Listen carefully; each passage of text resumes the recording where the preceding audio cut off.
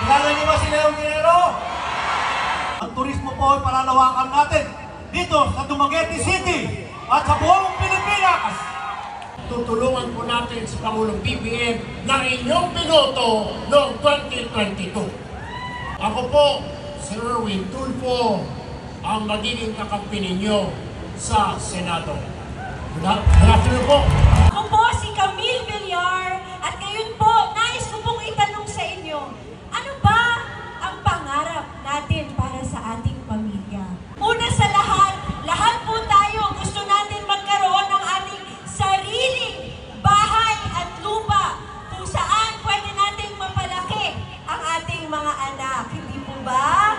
Si Bong Revilla, itong taon na ito, this is my 30th year in public service. Imagine, 30 years, ganun na katanda si Bong Revilla. Noong 2010, inalan nyo kong #1 senator. Simula nung inalan nyo ko #1, doon na nagka-leche-leche buhay ko. Akala, tatakbo ako ng mas mataas na posisyon.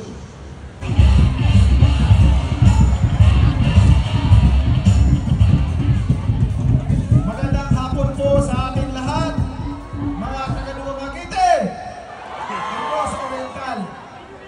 Unang-una po, nais ko pasalamatan ang ating Panginoon sa magandang panahon at siyempre higit sa lahat sa malusog na pangatawan na binigay niya sa atin. Because without God, we are nothing.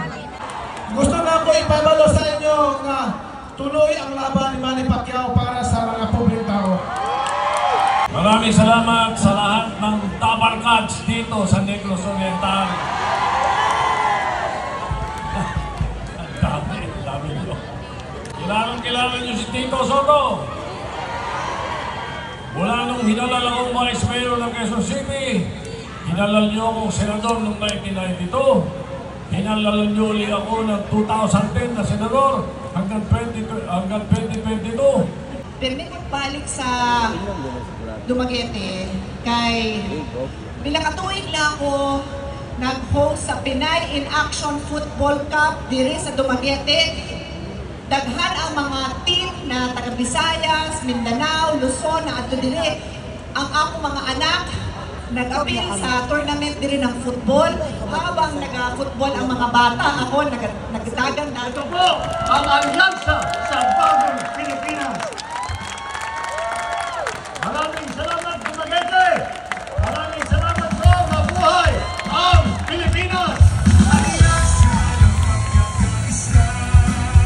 Muli mga kababayan, ang Pangulo ng Republika ng Pilipinas, His Excellency Ferdinand Romualdez Marcos Jr. Amin po inaanyayahan ang mahal na Pangulo para sa isang group photo kasama ang ating mga senador sa Alyansa para sa Bagong Pilipinas.